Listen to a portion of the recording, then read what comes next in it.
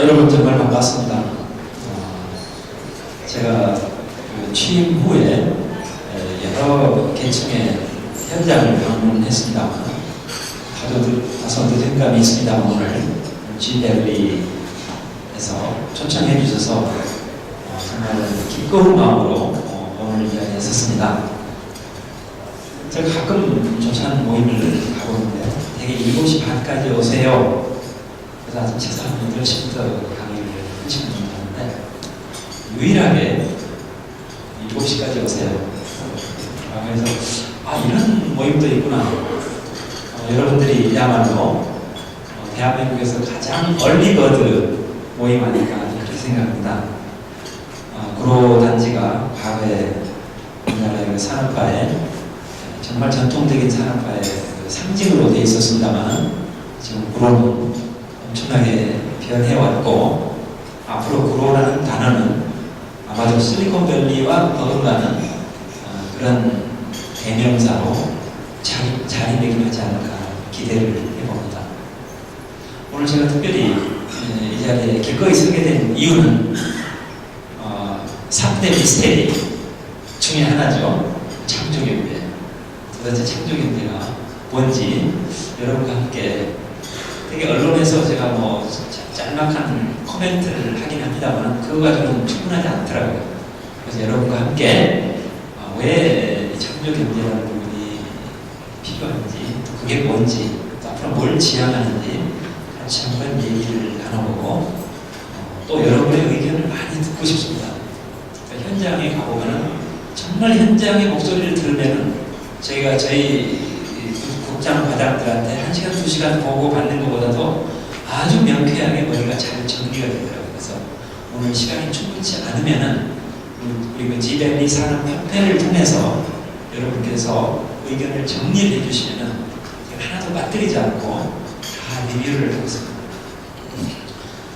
자, 오늘 제가 창조경제라는 단어를 끄집었습니다.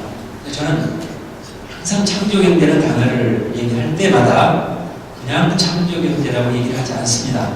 반드시 앞에다가 자원이 없는 나라의 국가경영 창조경제 항상 이렇게 얘기해요. 우리가 자원이 풍부한 나라였다면 어쩌면은 창조경제라는 단어를 우리가 동원할 필요가 없었을지도 모릅니다.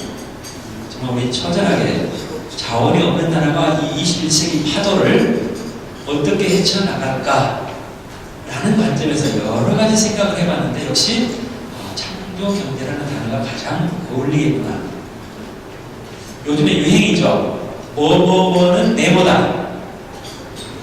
저는 과학기술은 네모다 라고 네모를 쳤을 때 그 네모 안에 어떤 단어가 들어가는 게 가장 적합할까? 과학기술은 네모다. 여러분 머리에 많은 단어들이 떠오르겠죠? 적어도 저는 이제는 21세기는 과학기술 그 자체가 바로 경제다. 저는 이렇게 주장을 하고 싶습니다. 과학기술은 저 코너에 있는 1%의 과학자들만의 몫이 아니라 이제는 과학기술이 그 자체가 바로 경제다. 저는 이렇게 생각을 하면서 제 얘기를 시작을 할까 합니다. 여러분, 우리가 청년 실업률이 한 8% 정도거든요. 굉장히 심각한 문제죠. 근데 여러분, 2년 전에 미국 전체 실업률이 9.8%입니다. 미국 전체 실업률이 9.8%. 거의 10%라고 봐야 되겠죠? 지금 우리나라 청년 실업률이 7, 8%라고 아우성인데 미국 전체 실업률이 10%였어요. 불과 2년 전입니다. 제가 미국에서 4번 살아봤습니다. 처음 25년에 걸쳐서 4번을 살았습니다. 처음 3번은 20년에 걸쳐서 처음 3번 살 때는 사는 동안에는 물가가 이렇게 변하지 않는구나. 거의 한 20년간 3번 이상을 갔다 왔다 했는데 물가가 안 변해요. 참 미국이라는 나라는 이렇게 안정된 나라구나. 근데 이번에 4번째 제가 미국의 연구소에 2009년에 2011년에 들어왔습니다만 이번에 나갔더니 딱 물가가 3배 올랐어요. 아파트 렌트비 정확하게 3배 올랐고요. 가스비 3배 올랐고요. 뉴욕에서 뉴저지 건너오는 조지 워싱턴 브리지 통과하는 요금이 3배 올랐고요. 모든 게 3배 올랐어요. 그렇다고 미국의 GDP가 3배 올랐습니까? 그건 아니잖아요. 어마어마하게 미국 사회가 혼란스럽더라. 과거 85년에 제가 조금 미국 갔을 때는 하이웨이에 스피드 리밋이 55마일이었어요. 그러면 저희들은 65마일 정도로 달리죠. 그러면서 조마조마 경찰이 나타나나. 근데 지금 미국 하이웨이 스피드 리밋이 65마일로 올렸더라고요. 저희들은 75마일 정도로 달리면서 혹시 경찰이 나타나나. 근데 75마일로 저희들이 달리고 있는데 미국 친구들이 80마일로 저희들을 추월해요. 미국 사회가 굉장히 바뀌었더라고요. 전에는 55마일 전에서 우리 한국 사람이 65마일로 달리면 미국 사람들은 한 60마일 정도로, 근데 요즘에는 65마일 조언인데 저희가 75마일로 다니는데 미국 사람은 80마일로 달려요. 많이 조급해졌더라고요. 세상의 생각이 보여서 미국의 실업률이 10%다. 그래서 오바마 대통령께서 2년 전에 깜짝 놀랐어요. 놀랄 이유가 지난 20년 동안 미국의 젊은이들이 만들어낸 일자리 수가 4천만 개입니다. 지난 20년 동안 미국의 젊은이들이 창업을 해서 만든 일자리가 4천만 개입니다. 4천만 개의 일자리를 만들어냈음에도 불구하고 실업률이 10%다. 그것 때문에 놀란 거예요. 실업률이 10%다 해서 놀란 게 아니라 4천만 개라는 어마어마한 일자리를 만들어냈음에도 불구하고 실업률이 10%다. 만약에 미국 젊은이들이 그렇게 많은 일자리를 만들어내지 못했다면 도대체 실업률이 몇 %였을까? 15%? 아마 20%? 여기에 놀란 거예요. 그래서 오바마 대통령이 그 자리에서 국회 1월달 되면 국회에 가서 시정연설을 하죠. 시정연설하기 바로 전날 그 보고를 받고 시정연설을 하고 바로 다음날 스타트업 아메리카라는 정책을 발표를 해요. 여러분 인터넷 들어가서 스타트업 아메리카를 한번 쳐보십시오. 미국이 세계에서 창업하기 가장 좋은 나라임에도 불구하고 창업에 걸림돌이 있다면 전부 협파하겠다. 이게 스타트업 아메리카입니다. 미국이 창업하기 가장 좋은 나라입니다. 세계에서. 그럼에도 불구하고 창업에 걸림돌이 있다면 전부 협파하겠다. 스타트업 아메리카 정책을 펴요. 그래서 1년에 꼬박꼬박 1%씩 실업률이 줄어나갑니다. 그래서 2년 사이에 9.8%에서 7.8%로 1년에 1% 꼬박꼬박 실업률이 떨어져요. 그리고 재선, 작년에 캠페인 할 때 드디어 마의 8% 이하로 내려오면서 재선에 성공을 했죠. 오바마 정부가 출범한 지 거의 8개월 지났습니다. 그 사이에 또 실업률이 떨어져서 7.8%로 오바마 2기 정부가 출발했는데 지금 7.4%로 또 떨어졌습니다. 아마 금년 말쯤 되면은 7%까지 떨어질 가능성이 높습니다. 제가 말씀드리고 싶은 거는 이제는 비즈니스 크리에이션, 창업이 뭡니까? 창업은 개업과 분명히 다릅니다. 개업은 영어로 표현해보면 금방 알아요. 개업은 비즈니스 오프닝, 창업은 비즈니스 크리에이션. 크리에이션이라는 단어가 뭡니까? 크리에이션이에요. 아직까지 이 세상에 존재하지 않았던 것을 만들어내는 게 크리에이션입니다. 제가 말하는 창업이라는 것은 크리에이션이라는 것은 어마어마한 새로운 기술을 얘기하는 게 아니라 간단한 아이디어들, 간단한 상상력을 동원해서 크든 작든 간에 지금까지 없었던 것을 만들어내는 것, 그게 창업입니다. 그래서 이제는 아직까지 없었던 것을 만들어서 계속 경제에다가 붙여서 파이를 넓혀야 되고 그 넓히는 파이에서 많은 잡 찬스가 나온다.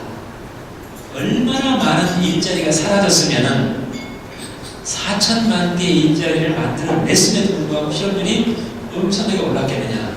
이제 앞으로 가만 놔두면은 레거시한 산업은 어마어마하게 일자리를 빼냅니다.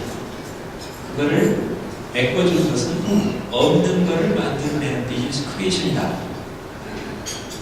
그래서는 창조 경제의 75% 정도는 창업 경제다. 저는 이렇게 다는 거예요. 어쨌든 이런 어려운 세계 환경에서 우리가 어떻게 헤쳐나갈까에 대한 답을 저희는 창조 경제다 이렇게 얘기합니다. 창조 경제라는 것은 박근혜 정부의 정책이 아닙니다. 창조 경제는 박근혜 정부의 정책이라고 생각하는 분들이 많은데 창조 경제는 절대 박근혜 대통령, 박근혜 정부의 정책이 아니다. 이거는 21세기가 요구하는 경제의 패러다임이다. 저는 이렇게 만약에 박근혜 정부가 아닌 다른 정부가 들어선다 하더라도 재래식 산업경제가 이렇게 쇠퇴해 나가는데 그거를 메이크업하는 경제가 뭐냐라고 물어본다면 당연히 없는 것을 만들어내서 계속 파일을 넓혀가는 것 이외에 없다. 우리가 자원이 있습니까? 오로지 우리가 가지고 있는 풍부한 자원은 두뇌밖에 없습니다. 그렇죠? 이 두뇌밖에 없는 이 경제를 어떻게 이끌어 나갈 거냐. 이거는 누가 이 시점에서 우리나라 경제를 이끌어 나간다 하더라도 필연적으로 창조 경제라는 하나의 패러다임에 귀결될 수밖에 없다. 그래서 창조 경제는 정책이 아니다. 21세기가 자원이 없는 그러나 머리를 가지고 있는 민족에게 명령을 내리는 하나의 패러다임이다. 저는 이렇게 말씀을 드리고 싶습니다. 이런 기사가 나와 있죠. 그렇지만은 이 참담한 현실이지만은 세상에 이런 나라가 있습니다. 인구가 이거밖에 안 됩니다. 남자는 3년, 여자는 2년, 우리처럼 군대를 갑니다. 여기는 여자도 반드시 군대를 가야만 하는 나라입니다.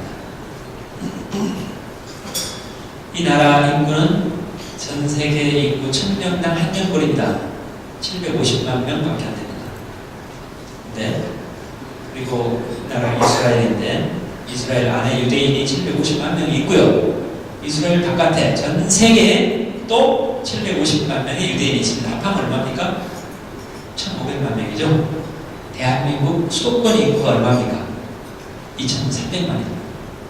2300만 수도권 인구인데 전 세계 유대인 합하니까 1500만 명밖에 안 돼요. 근데 노벨상을 22%를 차지하고 있죠. 800명당 한 명이 창업해서 성공을 합니다. 이 나라도 역시 10번 창업하면 하나 성공합니다. 창업을 시도해본 사람은 80명당 한 명입니다. 이런 나라. 미국 나스닥. 당연히 미국 기업이 많겠죠. 미국 기업을 빼내고 나머지 전 세계 기업의 40%를 이 나라가 차지하고 있습니다. 더 놀라운 사실. 서울대학교의 절반밖에 안 되는 히브리 대학이 있습니다. 이스라엘의 서울대학교죠. 이 대학에서 1년에 매년 특허료로 받아들이는 돈이 1조 원입니다. 1 빌리언 달러입니다. 서울대학교 절반밖에 안 되는데 특허료로 매년 꼬박꼬박 받아들이는 돈이 1조 원이에요. 자, 제가 지금 여기 한 슬라이드에 모아놨습니다. 만약에 이게 거짓이 아니고 참이라면은 여러분 이 나라를 그대로 간과해서 되겠습니까? 제가 이 사실을 아는 순간 지성인의 한 사람으로서 이거를 그대로 간과해서는 안 되겠다. 이거를 간과한다는 것은 직무유기다. 그래서 제가 이 나라를 자세히 살펴보는 계기를 갖게 됐습니다. 대개 사람들은 이것이 기적이다 이렇게 얘기합니다. 그러나 저는 이건 결코 기적이 아니다. 이거는 분명한 이노베이션이었다. 이게 기적입니까? 기적 아니에요. 분명한 이노베이션이었습니다. 그렇다면 이노베이션이 어디서 올까? 왜 750만, 전 세계 1500만 밖에 안 되는데 아까 그런 일들이 일어날까? 어디서 올까? 여러분 앞에 총하고 총알이 하나 놓여 있습니다. 이 총알은 왜 태어났습니까? 이 총알은 반드시 폭발하기 위해서 태어났습니다. 저 총알은 폭발하지 않으면은 50g짜리 쇳덩어리로 녹슬어 갈 뿐이죠. 저 총알은 반드시 폭발을 해야 됩니다. 근데 총과 총알은 폭발을 위한 필요 조건일지는 몰라도 절대 충분 조건은 아닙니다. 총과 총알이 있다고 해서 폭발합니까? 충분 조건은 뭡니까? 방아쇠를 당기는 힘이 있어야 폭발이 되죠. 방아쇠를 당기는 힘, 그게 어디서 나올까? 우리나라가 작년에 세계 수학 경시대회에서 고등학생 4명이 나가서 1등을 했습니다.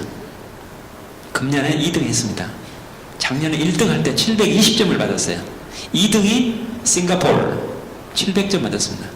20점 차이가 났죠. 3등 699.2, 4등 698.5, 1점 차이도 안 나요. 근데 우리가 1등, 2등 사이를 20점 차이로 1등 했어요. 이스라엘 23등 했더라고요, 작년에. 총과 총알로 따지면 우리나라가 이스라엘보다도 더 좋은 총과 더 좋은 총알을 가지고 있다. 근데 왜 유대인들은 겁없이 하나도 남기지 않고 총알을 다 발사하는, 겁없이 방아쇠를 당기는 힘을 가졌을까? 왜 우리는 총알이 더 좋은데도 불구하고 발사를 못하고 평생 녹슬어가는 총알로 만들었을까? 거기서 답을 찾아야 된다. 저는 이렇게 생각합니다. 그 힘이 어디서 나올까? 유대인들 하면은 되게 좋은 머리를 가지고 있는 것 같다. 아인슈타인부터 시작해서 그 다음에 좋은 종교. 여러분, 유대인들은 엄마가 유대인이면은 아빠가 흑인이든 백인이든 관계없어요. 그 아이는 무조건 유대인이에요. 왜? 엄마가 철저하게 유대인 교육을 시키기 때문에. 2000년간 전 세계 80개국에 흩어져 있다가 1948년에 팔레스타인에 국가를 세워서 사람들이 다 모여들었습니다. 전 세계 2000년간 흩어져 있었음에도 불구하고 언어는 물론 다르겠죠. 언어는 다를지라도 와서 보니까 유대인 교육은 똑같아요. 그 정도로 철저하게 교육을 시킵니다. 그리고 유대교, 아마 이 세 가지가 굉장히 탁월하기 때문에 유대인들이 이렇게 잘 나가는 모양이다 라고 생각할 겁니다. 그러나 저는 이 세 가지는 아까 말씀드린 총과 총알에 불과하다. 아무리 좋은 총과 좋은 총알이 있다 하더라도 발사하지 않으면 녹슬어 갈 뿐인데, 발사하는 힘이 뭐냐? 그게 겁없이 방아쇠를 당기는 힘이더라. 우리나라 아이들은 더 좋은 총알이지만 명중 안 되면 빠따를 맞아야 되기 때문에 겨냥하다가 시간이 지나가 버려요. 그래서 겁없이 방아쇠를 당기는 힘이 뭐냐? 라고 들여다봤더니 괴상하게 생긴 단어가 하나 나오더라고요. 발음하기 굉장히 힘들죠? 앞에 C를 발음하지 마세요. C를. 그러면 이제 발음이 좀 쉬워지죠? 후츠바. 이게 이제 유대인들이 가지고 있는 국민성입니다. 우리 빨리빨리처럼 유대인들의 후츠바 정신. 한마디로 얘기하면 뻔뻔하고 당돌함이에요. 우리는 이것저것 체면 살피고 이것저것 다 재고 체면 차리느라고 주저하고 있고 시간 다 보내는 사이에 이 친구들은 뻔뻔하게 당돌하게 가서 도전해 옵니다. 좋은 여자를 만나면은 그날 해가 지기 전에 프로포즈를 합니다. 좋은 아이디어가 떠오르면은 그 주가 가기 전에 사업을 시작을 합니다. 이스라엘 사람은 그런다고 하더라고요. 뻔뻔하고 당돌한 후츠바 정신, 이걸 제가 제일 마지막 슬라이드에서 여러분에게 말씀을 드리겠습니다. 후츠바라는 뻔뻔하고 당돌함, 그 안에 7가지의 요소가 있더라고요. 그 7가지 요소를 빨주, 노초, 파나, 모로 딱 분류를 해놓고 보니까 단 한 개도 창조력을 저해하는 요소가 없어요. 전부 창의력을 북돋아주는 요소가 7가지가 있더라고요. 마지막에 여러분께 말씀드리겠습니다. 어려운 거 아닙니다. 여러분이 다 아는 내용들입니다. 여러분 2002년에 우리 월드컵 했죠? 그때 미국의 월드컵이라는 회사가 망해버렸습니다. 2006년 독일 월드컵 때 미국의 AT&T라는 회사가 지구상에서 사라져버렸습니다. 21세기는 정보화 사회라고 그랬죠? 밀레니엄, 뉴 밀레니엄 정보화 사회 벽두에 2002년에 정보통신회사가 사라집니다. 월드컴은 미국에서 두 번째로 큰 통신회사였죠. 대한민국 KT의 5배 정도 되는 거대한 회사입니다. 21세기 들어오자마자 지구상에 사라져버렸어요. 마침내 2006년 독일 월드컵 때 여러분 오른쪽에 있는 파란 볼 AT&T, 여러분 AT&T 너무너무 잘 아시죠? 알렉산더 그레엄 벨이 전화기를 처음 발명해서 세운 회사가 AT&T입니다. 그 당시에 미국 그 넓은 땅덩어리에서 독점 사업을 하니까 얼마나 돈을 많이 모았겠어요. 갈퀴로 긁어 모으죠. 그래서 자기 이름을 따서 연구소를 하나 차려요. 알렉산더 그레엄 벨이. 벨 연구소죠. 노벨상 수상자가 13명이 나왔습니다. 여러분 21세기는 노벨상 수상자를 13개를 배출한 회사도 하루아침에 망할 수 있다는 걸 보여준 회사입니다. 물론 이 AT&T가 망하기 10년 전에 벨 연구소는 떼어내서 루센트 테크놀로지라는 회사로 스핀오프 시켜버렸죠. 금년 초에 김종훈 벨 연구소장, 여러분 잘 아시죠? 그분이 벨 연구소장을 했었습니다. 제가 2년간 나가 있을 때도 그분이 벨 연구소장을 하고 있었죠. 21세기는 이런 사회입니다. 거대한 회사, 노벨상을 아무리 많이 배출한 회사 하루아침에 망할 수 있다. 망한 이유는 오늘 시간이 많지 않기 때문에 상세하게 얘기하지는 않겠습니다. 망한 얘기하니까 여러분 우울해지죠? 그래서 두 회사를 또 소개를 하겠습니다. 이 핸드릭스라는 회사는 가축 사료를 만드는 네덜란드 회사입니다. 유럽에 있는 소 10마리 중에서 4마리가 핸드릭스가 만든 사료를 먹고 자랍니다. 얼마나 큰 회사겠습니까? 근데 이 회사가 가축 사료도 만들면서 우리가 좀 변신해보자 해서 가축의 질병을 간단히 알아내는 키트를 만들어요.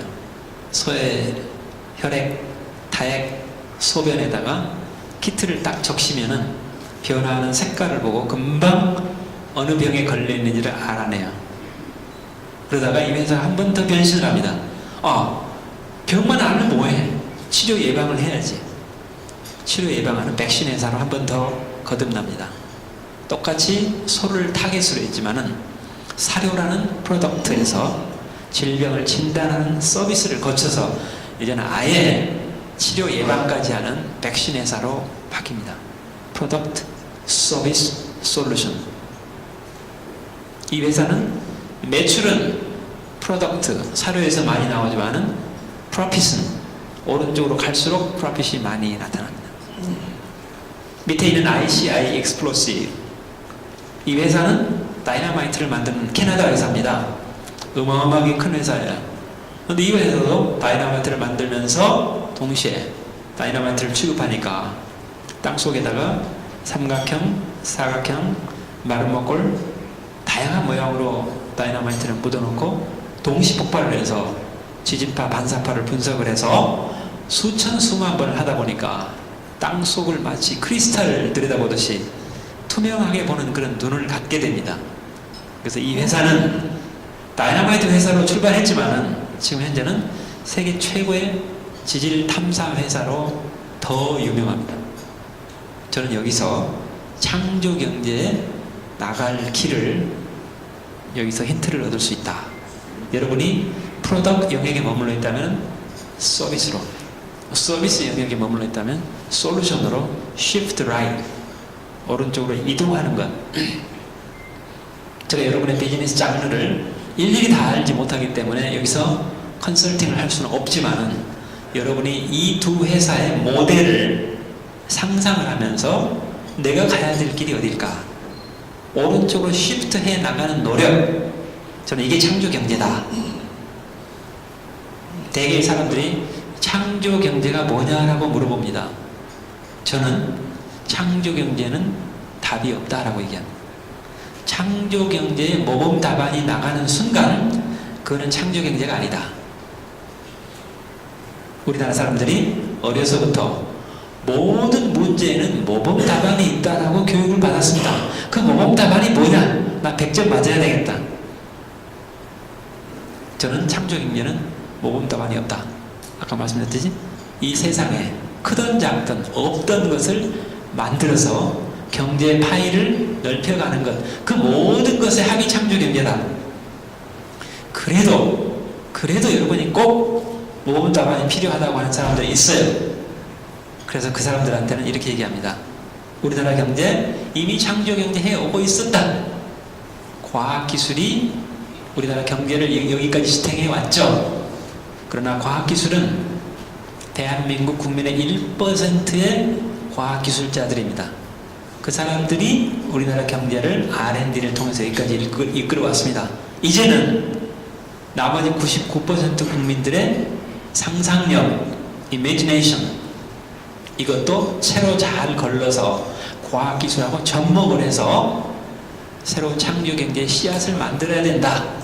그래서 굳이 여러분이 모범 답안을 요구한다면 1%의 R&D 더하기 99%의 IND, Imagination and Development, 1% R&D 플러스 99%의 IND 이퀄 창조경제다.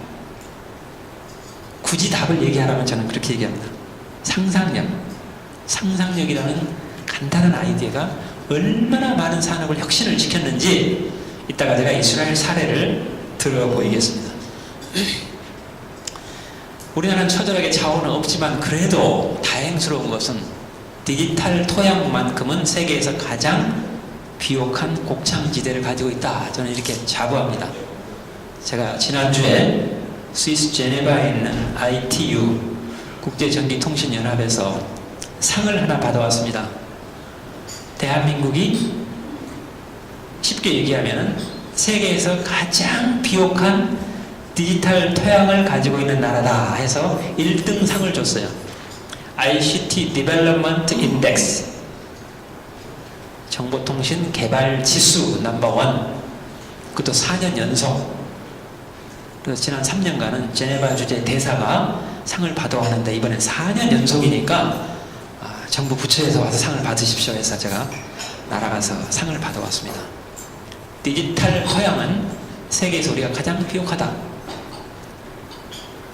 비옥한 디지털 토양에다가 여러분의 상상력을 동원해서 창조경제 씨앗을 만들면은 이 비옥한 디지털 토양에다 심으면은 가장 많은 수확을 얻을 수 있는 나라가 우리나라다. 한마디로 얘기하면 ITU가 그렇게 저희들을 보고 있어요. 제가 어제 밤에 부산에서 지금 1년 후에 ITU 총회가, 전 세계 총회가 4년 만에 부산에서 내년 오늘 열립니다.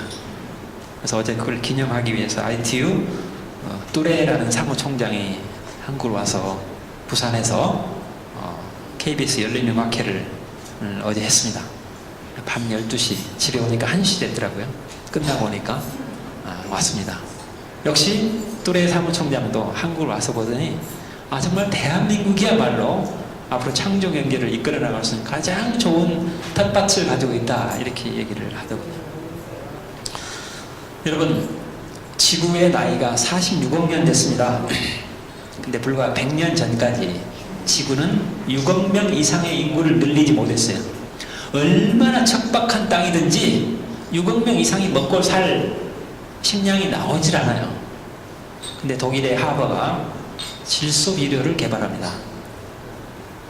공기 중에 78%가 질소죠.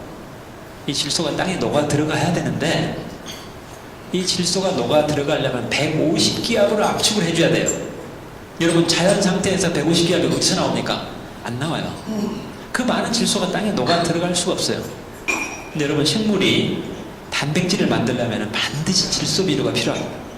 단백질의 모든 원소 기호가 NH3 이렇게 시작하거든요. 그 N이 질소잖아요. 그 독일의 하버가 간단하게 질소를 만드는, 질소 비료를 만드는 법을 개발해요. 그리고 질소 비료가 나오면서 비로소 지구가 척박해져요. 여러분, 다이어트 하시느라고 수고 많으시죠? 전부 다 이 독일의 하버 아저씨 때문입니다. 그게 나오면서 인구가 불과 100년 사이에 60억으로 늘어납니다. 그리고 지난 10년 사이에 또 70억으로 늘어났죠. 6억 이하의 인구는 낙타를 타고 실크로드를 2, 3개월에 걸쳐서 무역을 하더라도 전혀 문제 없었죠. 그러나 인구가 폭발적으로 100년 사이에 60억으로 늘어나면서 교통, 통신 당연히 발전할 수밖에 없죠. 그러다가 1999년 전 세계 인구가 60억을 돌파하던 바로 그 해에 대한민국에 메가패스가 개통이 됩니다. 메가패스가 개통이 됐다는 것은 뭘 의미하느냐? 인터넷이 보급됐다. 여러분 이렇게 생각하시죠? 저는 메가패스가 개통이 됐다는 것을 또 하나의 지구가 탄생했다. 우리 인류는 하나의 지구를 가지고 있었죠. 1999년부터 두 개의 지구를 갖게 됐다.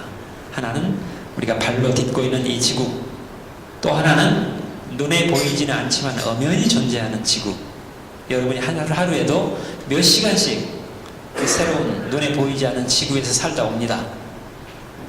사이버 세상, 여기에 어마어마한 가능성을 열었다. 지난 10년의 인터넷을 저는 한마디로 요약하라 하면은 인터넷 오브 피플, 결국은 사람이 인터넷을 이용하던 시기다. 그럼 앞으로 10년의 인터넷을 어떻게 보십니까? 라고 한다면 저는 인터넷 오브 띵, 이제 여러분이 가지고 있는 모든 물건들이 인터넷과 연결되는 순간에 와 있다. 지난 10년간 인터넷 오브 피플, 인간이 인터넷을 이용하는 시기에 어마어마한 인터넷 경제를 일궈왔죠. 구글이 없었는데 구글이 생겼죠. 구글이 생긴 지 13년밖에 안 됐죠. 근데 구글이 미국에서 네 번째로 큰 회사가 돼버렸죠. 우리나라도 네이버, 태어난 지 얼마 안 된 회사인데 네이버 주식을 다 팔았더니 KT 주식을 다 팔고도 3조 원을 더 붙여야 네이버 주식값이 되어요. 이런 세상입니다.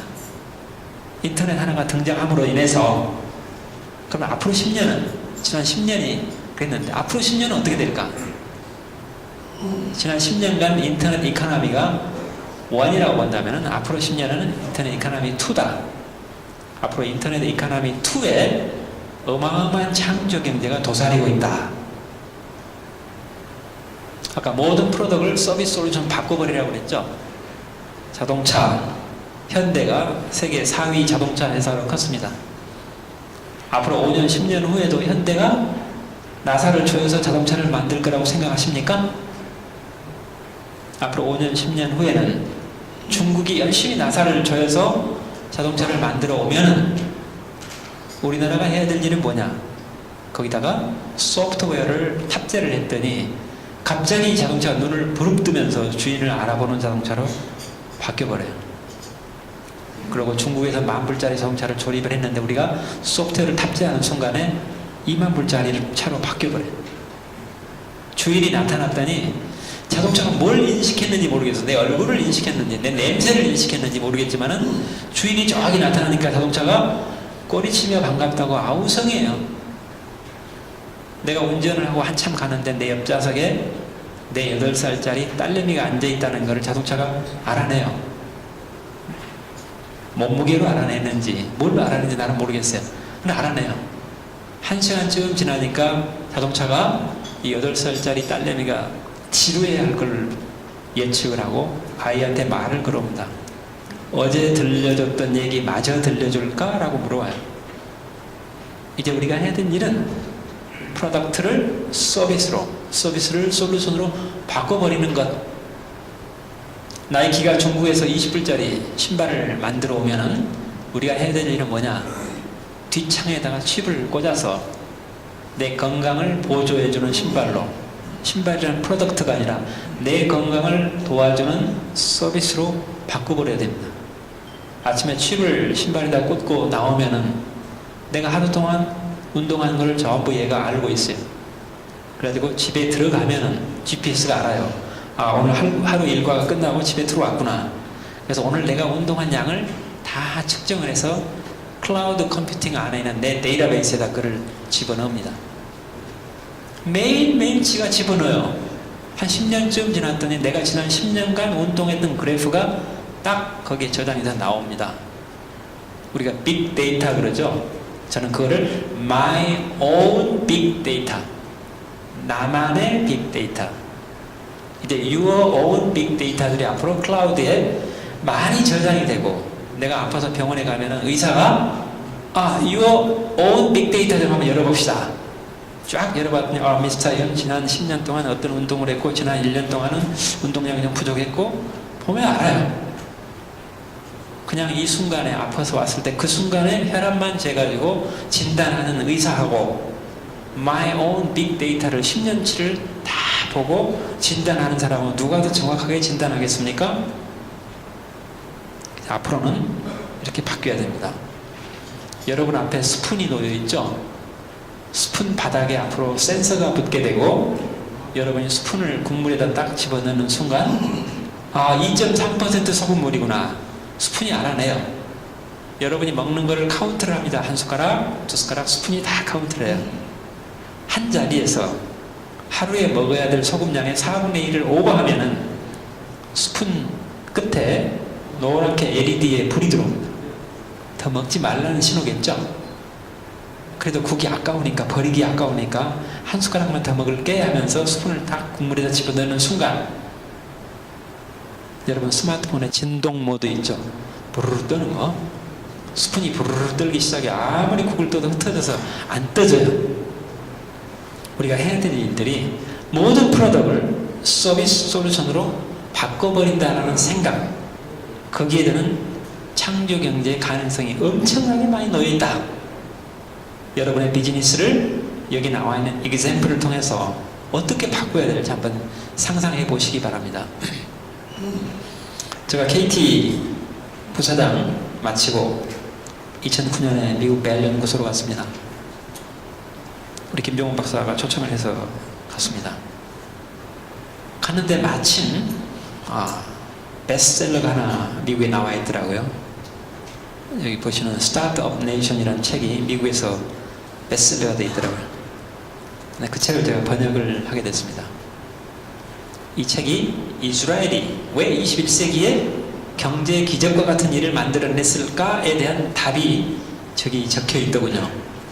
근데 제가 2005년에 KT R&D 담당 부사장을 할 때, 지금 네타냐후 이스라엘 수상 바로 앞에 에후드 올메리트라는 분이 수상이었습니다. 그분이 2005년에 KT를 방문했어요. 제가 그분 1시간 동안 우리 미래관을 투어를 해드렸습니다. 그분이 저를 이스라엘로 초청을 했어요. 2005년에 이스라엘에 열흘간 다녀왔습니다. 처음 이스라엘을 갔습니다. 세상에 이렇게 조그만 나라에서, 이렇게 자원이 없는 나라에서 어떻게 21세기 기적을 만들어가고 있을까? 너무 충격적이었습니다. 그래서 총리께서 네가 이스라엘 왔으니 가보고 싶은 데 있으면 얘기를 해라 해서 제가 OCS, 여기 나와 있죠? Office of the Chief Scientist, 수석과학관실을 가보고 싶습니다 라고 얘기를 했어요. 그래서 연구원 8명을 데리고 가는데, 8명을 데리고 가서 OCS를 열흘 동안 이잡듯이 샅샅이 뒤지고 왔습니다.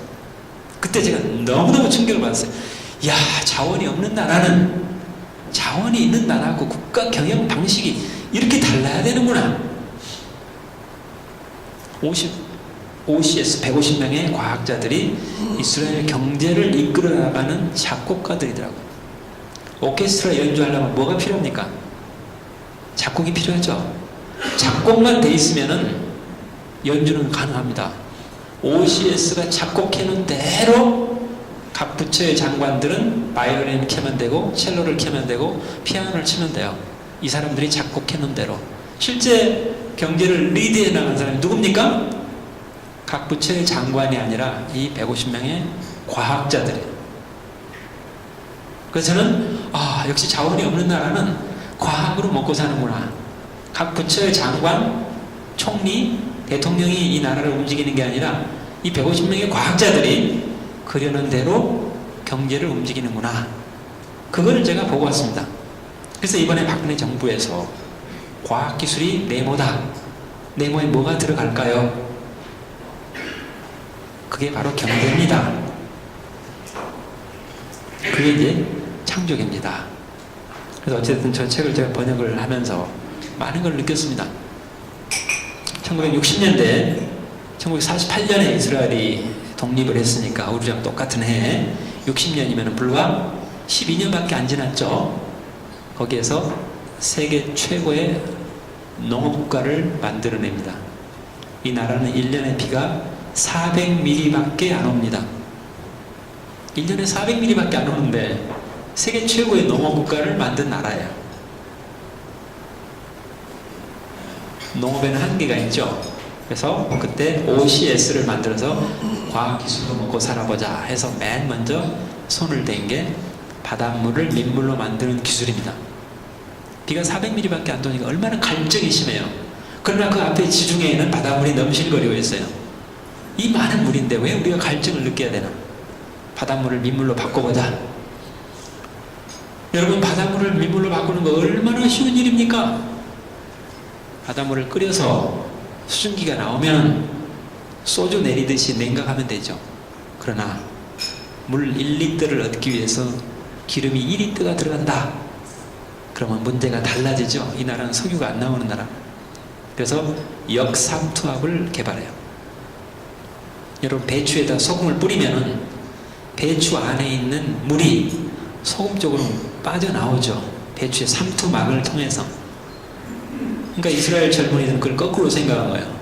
자, 배추 바깥에 있는 소금물이 있는데 삼투막을 통해서 민물만 안으로 들어가게 하는 것, 역삼투압 기술을 개발합니다. 물 1톤을 역삼투압, 바닷물 1톤을 역삼투압을 이용해서 민물로 만드는데 700원밖에 안 들어요.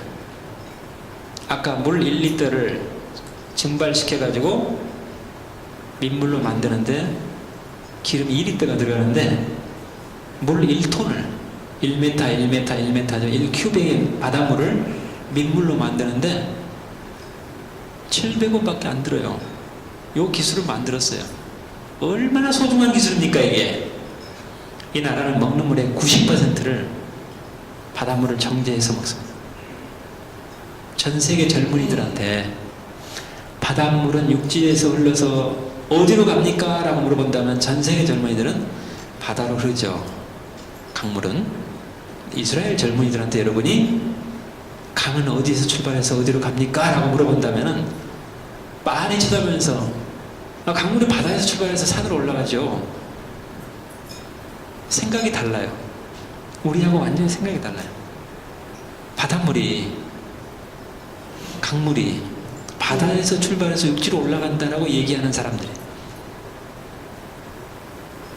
이제 여러분, 히브리 대학에서 1년에 특허료를 1조 원 벌어들인다는 내용이 서서히 감이 오기 시작하죠. 80년대 원자력 안전 기술 특허를 겁니다. 원자력 안전 기술. 아인슈타인이 이미 원자력을 만들었죠. 폭탄을. 중성자를 원자핵에다 강하게 치니까 원자핵이 분열이 되면서 질량 감소가 일어나고 중성자가 여러 개 또 튀어나와요. 그 중성자가 옆에 핵을 또 쳐요. 거기서 또 질량 감소가 일어나면 또 중성자가 많이 나. 연쇄 폭발이 돼버리죠. 0.1초 만에. 이스라엘 젊은이들의 상상력은, 야, 중성자가 여러 개 나오니까 하나만 남고 다 흡수해버리자. 그 순간에 0.1초 만에 폭탄이 될 것이 2년, 3년, 4년간 서서히 폭발하게 만들어요. 그게 뭡니까? 원자력 발전소죠. 현재 지구상에 있는 원자력 발전소의 80%가 1980년에 지어집니다. 누구의 특허로? 이스라엘의 특허로. 90년대에 IT 벤처 육성이 됩니다. 앞으로 인터넷이 보편화될 거다. 인터넷을 근간으로 앞으로 어마어마한 비즈니스 찬스가 열린다. 그래서 IT 벤처 육성을 합니다. 여러분, 요즈마 펀드라고 많이 들어보셨죠? 요즈마 펀드가 92년에 이스라엘에서 출발합니다. 불과 2억 달러. 얼마입니까? 우리 돈으로? 2,400억이죠? 정부가 투자한 돈은 딱 2억 달러입니다. 그 2억 달러에서 대박을 친 애들이 여럿이 나옵니다. 대박을 친 애들이 성공해서 걔네들이 벤처 캐피탈로 투자를 하기 시작합니다. 정부는 딱 2억 불 투자했는데 성공한 애들이 계속 성공해가지고 지네들이 벤처 캐피탈을 투자를 해요. 충청남북도만한 땅에 4조 원이 아이디어를 기다리고 있습니다. 의사, 변호사 다 때려치우고 젊은이들이 창업에 도전을 하는 나라가 됐죠. 2000년에 와서 사이버 보안 기술을 이스라엘이 완전히 석권해버립니다. 이스라엘 대학, 군대, 앞으로 인터넷을 지배하는 것은 보안 기술이다. 방화벽을 맨 처음 만들어요. 체크포인트라는 회사가. 전 세계 기업, 공공기관 방화벽 안 쓰는 데 있습니까? 방화벽을 이스라엘이 완전 정하겠어요. 여러분 집에 있는 거실에 TV 앞에 셋탑박스가 있죠? 요즘 공중파 그냥 보는 사람 없잖아요. 그 셋탑박스 안에는 컨텐츠가 수백만 가구로 내려가는 동안에 단 한 군데라도 새 나가면 안 되기 때문에 인크립션을 해서 보내면은 셋탑박스 그걸 복원합니다. 그 알고리즘을 이스라엘의 NDS가 전 세계 셋탑박스 시장의 70%를 장악하고 있습니다. 만약에 여러분 가정에 2년 전에 KT가 와서 메가 TV를 설치를 했다. 여러분은 모르지만은 이미 여러분 호주머니에서 KT를 통해서 이스라엘 NDS라는 회사에 $7가 이미 넘어갔어요. 그럼 오늘 이 순간에도 전 세계에 있는 차이나텔레콤, 브리티시텔레콤, 코리아텔레콤 열심히 가서 셋탑박스를 설치를 하면은 곱하기 $7가 이스라엘로 꼬박꼬박 들어가죠. 저는 이게 창조경제다. 이게 과학기술이 먹고 사는 나라다. 그게 창업국가라는 책에 나와 있었습니다. 그래서 이 부분을 제가 도저히 간과할 수가 없다. 이 메시지를 꼭 전해야 되겠다. 그래서 사실 이 자리에 서게 된 겁니다. 왜 위기에 우리가 이스라엘 얘기를 하느냐? 기존의 경제는 목장으로 따지면은 소를 거대하게 길러서 소의 몸무게 곱하기 단가 해서 팔면 그만이었죠. 앞으로 창조 경제는 뭐냐? 소의 젖을 짜내서 그 젖을 가지고 다양한 상품을 만들어서 파는 것. 옛날 목장은 먹이를 많이 먹여서 소를 살찌우게 하면 그걸로 끝이었는데 창조 경제는 거대한 소는 더 이상 젖을 짤 수가 없죠. 늙어버린 소는. 창조 경제는 앞으로 젖을 많이 생산하는 소를 만들어야 된다. 뭡니까? 끊임없이 송아지가 태어나는 목장이라야 미래의 우유를 담보할 수 있다. 창조 경제란 뭐냐? 이제는 끊임없이 송아지가 탄생하는 경제, 끊임없이 창업이 일어나는 경제. 목장으로 따지면은. 근데 이스라엘은 어마어마한 창업을 만들어내고 있다.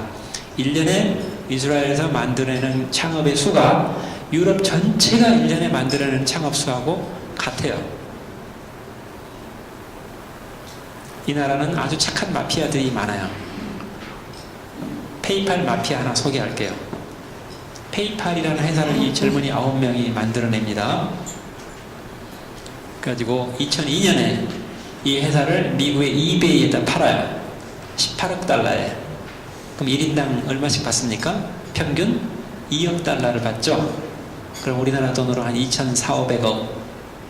그럼 이 젊은이들이 요트를 타고 지중해를 누빌만도 한데 이 젊은이들 밑에 있는 4명이 유튜브를 만들어요. 어디다 팔았습니까? 구글에다 팔았죠. 여러분 하루에도 유튜브 얼마나 많이 봐요. 특히 젊은이들. 이 젊은이들이 만드는 회사가 이렇게 많아요. 이 회사들이 다 성장을 해서 지금은 15조 회사로 컸어요. 그 중에 1조를 이스라엘 벤처 캐피탈로 얘네들이 투자를 하기 시작합니다.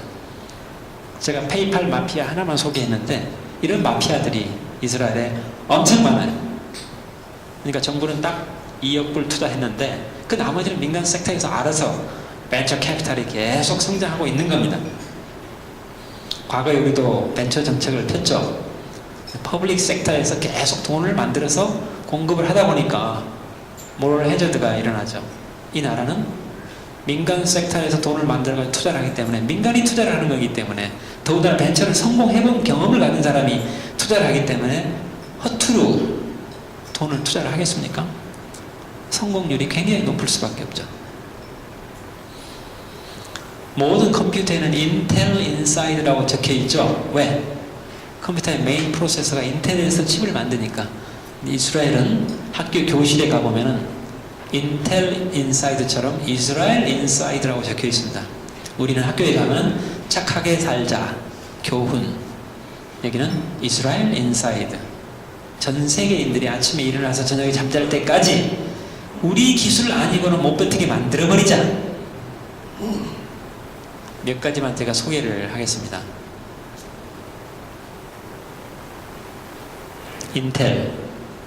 인텔이 하마터면 2002년에 문을 닫을 뻔했어요.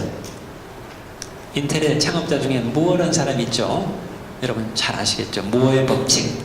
18개월마다 인텔의 칩의 속도와 성능은 2배씩 늘어난다.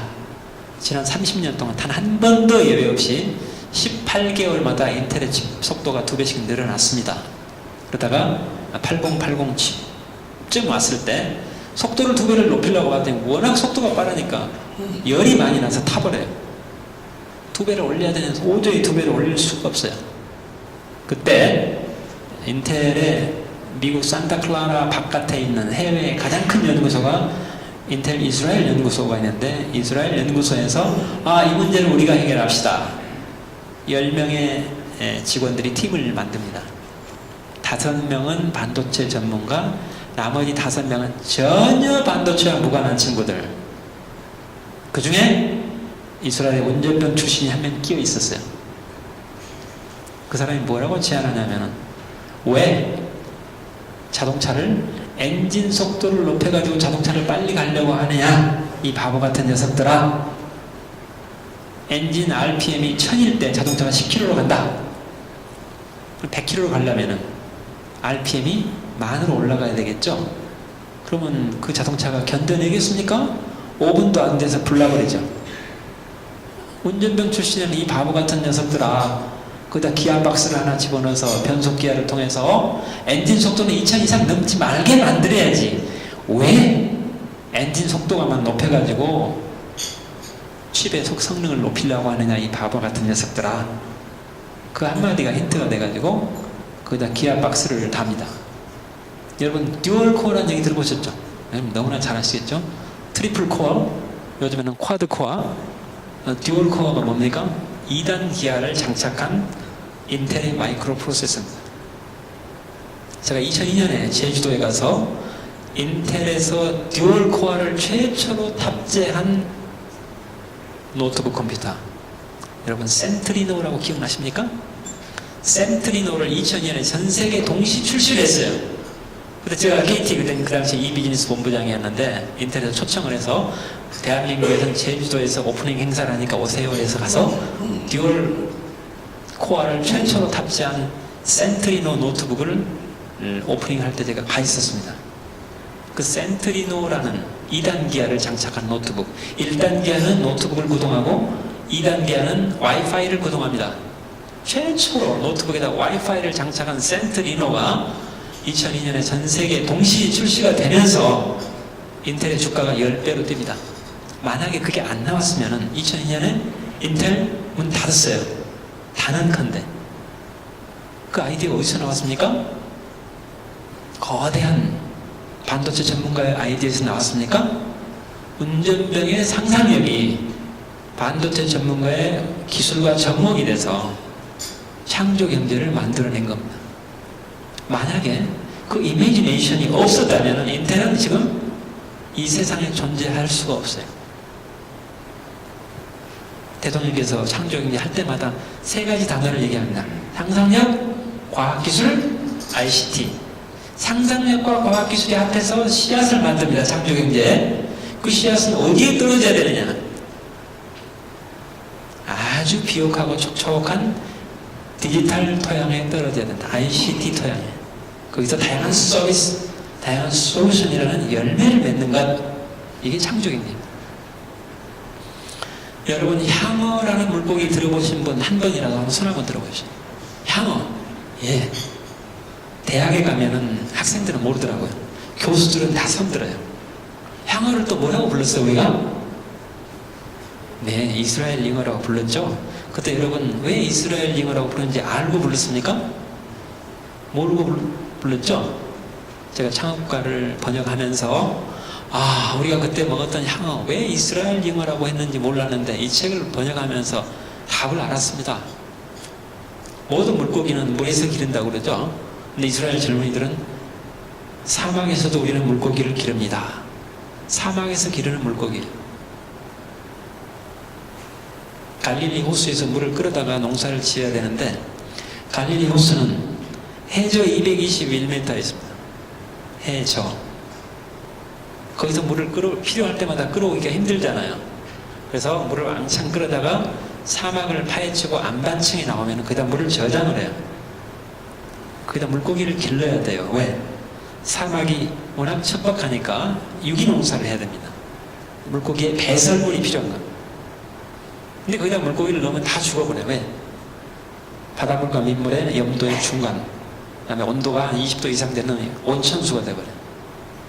그래서 거기에 맞는 물고기를 육종 개량한 게 향어입니다. 향어가 4년 동안 열심히 배설물을 싸게 한 다음에 4년 지나면 수출을 했던 겁니다. 이걸로 농사를 지어요. 근데 이 회사가 네타핌이라는 회사인데 이 네타핌은 물을 40%밖에 사용하지 않는데 생산량을 50%를 증가를 시켜요. 얼마나 소중한 기술이겠습니까? 워낙 비가 안 오니까 이 나라는 스프링클러로 물을 뿌리는 게 아니라 호스를 땅속에다 묻어요. 그래서 구멍을 뻥뻥뻥 뚫어요. 물이 새 나오겠죠. 거기다가 나무 뿌리를 갖다 댑니다. 굉장히 쉬운 것 같죠? 근데 수도꼭지를 딱 틀었더니 앞에는 압력이 세니까 물이 다 흘러나오고 저 뒤에는 물이 안 나와요.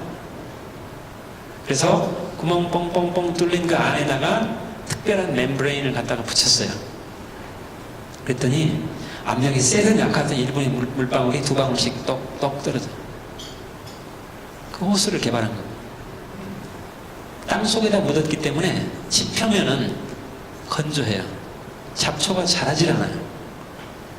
하루에 한 번씩 비료가 나가요. 한 달에 한 번씩 제초제가 나갑니다. 여의도 면적만한 농장에 컴퓨터 엔지니어 3명이 농장을 관리를 해요. 이런 나라입니다. 구글 나이가 14년째입니다. 금년 10월이 구글 탄생 14주년입니다. 구글의 주식을 다 팔면 미국에서 4번째로 큰 회사입니다. 그러면 14년 만에 기적이라도 일어났습니까? 기적이 아니라 혁신이 있었다. 혁신의 주인공이 누구냐? 40살도 넘은 요엘 마르크라는 아줌마입니다. 이 아줌마는 이스라엘에 있는 성경 색인학자예요. 성경 구절이 지나가면은 요한복음 몇 장 몇 절 금방 알아내는 그 아줌마는 컴퓨터 엔지니어가 아니죠. 제안한 게 구글 서제스트라는 걸 제안해요. 야, 구글에다가 딱 치면은 다 알파벳 다 치기 전에 미리 서제스트를 해봐라. N, Y 알파벳 2개만 치면은 뉴욕 타임스, 뉴욕 양키스, 뉴욕 라이브러리 네가 서제스트를 해줘라. 그럼 나는 N, Y만 쳤지만 그래 뉴욕 양키스 다 클릭하면 나오게 만들어줘라. 구글 서제스트가 나오면서 일거에 야후가 무너지죠. 작년 10월 딱 이맘때쯤 야후 코리아가 짐 다 챙겨서 미국으로 들어갔죠. 그 이노베이션의 주인공이 누굽니까? 성경 색인학자입니다. 그 아줌마가 없었다면은 어쩌면 구글은 야후에 먹혔을지도 모르죠. 이 외에도 여러 가지 크로스오버 앤 매셔 섞인다는 얘기죠. 섞임의 문화가 너무너무 잘 돼 있는 나라. 여러 가지 이그샘플이 많이 있습니다만 시간상 생략을 하겠습니다. 미국이 이스라엘보다도 의과대학 수가 30배나 많습니다. 그런데 전 세계 바이오 헬스 창업의 40%를 이스라엘이 만들어내요. 제가 작년 3월 달에 카메라 4대를 동원해서 이스라엘에 한 달간 머물면서 TV 다큐멘터리 50분짜리 3회분을 만들었습니다. 33명을 제가 인터뷰를 하고 왔습니다. 그 중에 한 명이 이스라엘의 카이스트라고 할 수 있는 테크니온 대학 총장입니다. 이분한테 제가 이렇게 질문했어요. 오늘 이스라엘을 보니까 카이스트, 이스라엘 카이스트에는 의대 약대가 가운데 있고 공과대학이 둘러싸고 있어요. 내가 의학을 공부하러 갔는데 어느 날 재료공학을 1시간 강의를 들었더니 너무 재미있어요.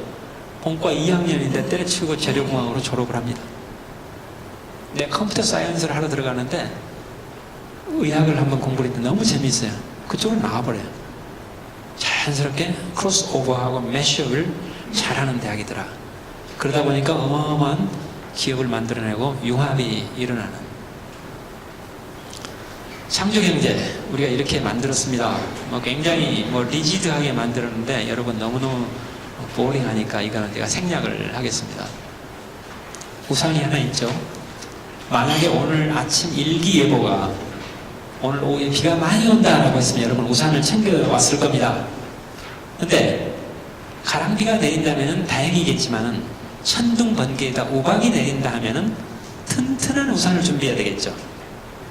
창조 경제란 세계 경제의 기상도가 우박, 천둥, 번개가 내린다고 예보가 되어 있기 때문에 거기에 걸맞는 우산을 준비하는 게 창조 경제다. 그럼 창조 경제라는 저 우산은 우산 손잡이도 필요하고 우산 살도 필요하고 덮는 천도 필요하죠. 미래창조과학부가 하는 일은 뭐냐? 우산의 기둥, 손잡이를 만드는 거다.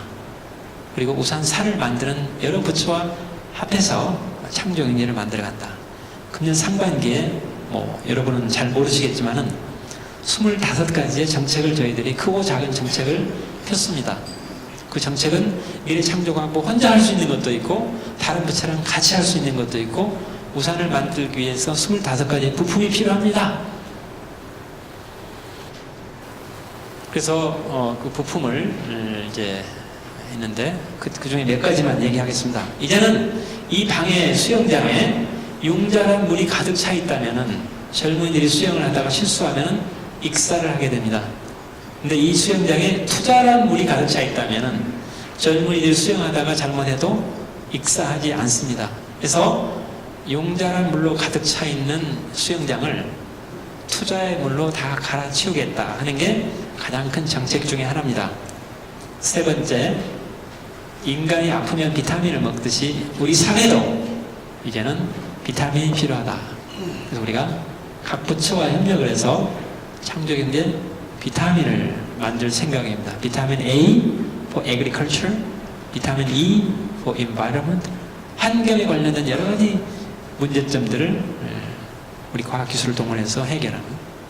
네 번째, 영어가 세계 언어에서 16년 전에 초등학교 영어를 가르쳤던 것처럼 이제 세계 언어가 컴퓨터 랭귀지다 해서 금년 겨울방학부터 초등학생들에게 코딩 클래스를 인터넷으로 보급할 생각입니다.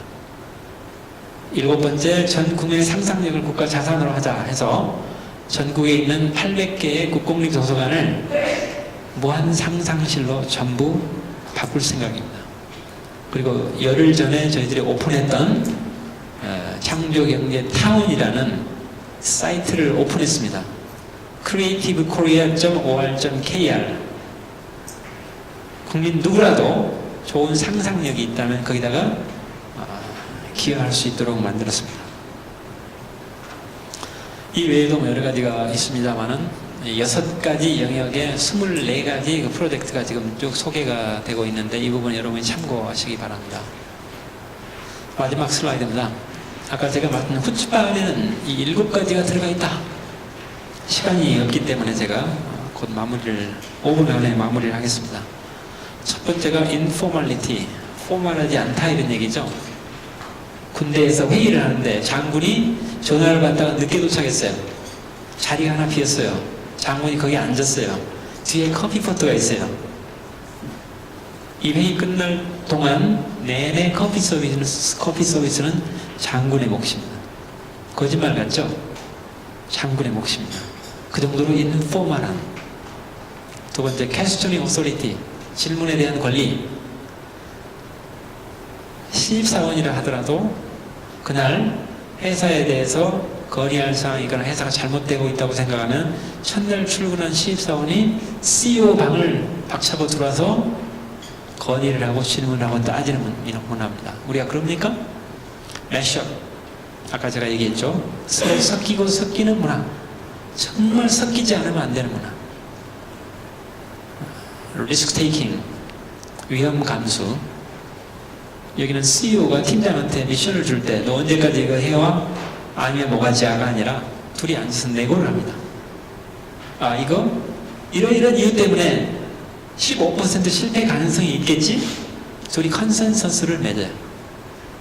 팀장은 실패에 대한 두려움 없이 왜? 15% 실패를 인정을 했기 때문에 실패를 두려워하지 않고 도전하는 리스크 테이킹을 한다.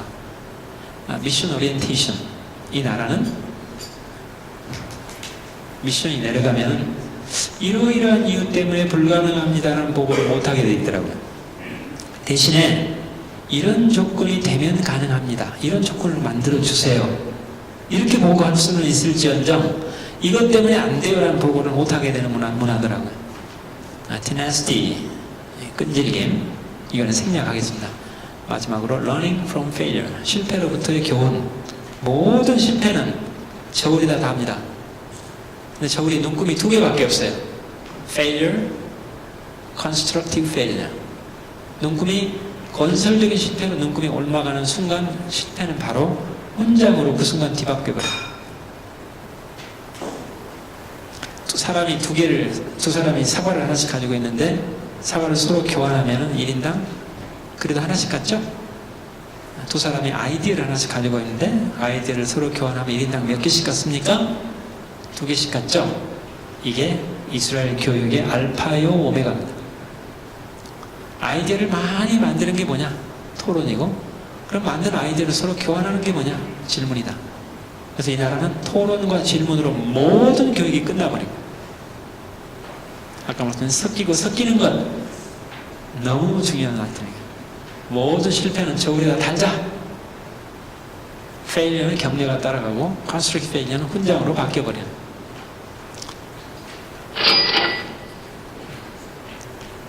이 모든 발전에는 도전과 응전의 역사죠. 역사와 문명이라는 게. 그래서 크리에이티브 마이너리티. 이 안에 있는 한두 명이 창조적인 소수자 한 명이 이 조직 전체를 먹여 살리는 게 지금까지의 생각이었습니다. 그러나 이제는 인터넷 사회에서는 and majority, 집단지성이라는 부분이 있기 때문에 여러분은 그 부분을 잘 활용해야 된다. 아까 제가 말씀드렸듯이 이스라엘에서 제가 TV 다큐멘터리를 만들어 놓은 게 제목이 청년 우츠바로 일어서라 라는 제목인데 저 사이트에 들어가서 여러분이 열어보시면은 50분짜리 3일분 다큐멘터리가 나옵니다. 다큐멘터리가 제가 말씀 미처 못 드린 것들 여러분이 참고로 보시면 되겠다 말씀을 드리고 제 얘기를 마치겠습니다. 여러분 아주 이른 시간인데 이렇게 경청해 주셔서 감사합니다. 고맙습니다.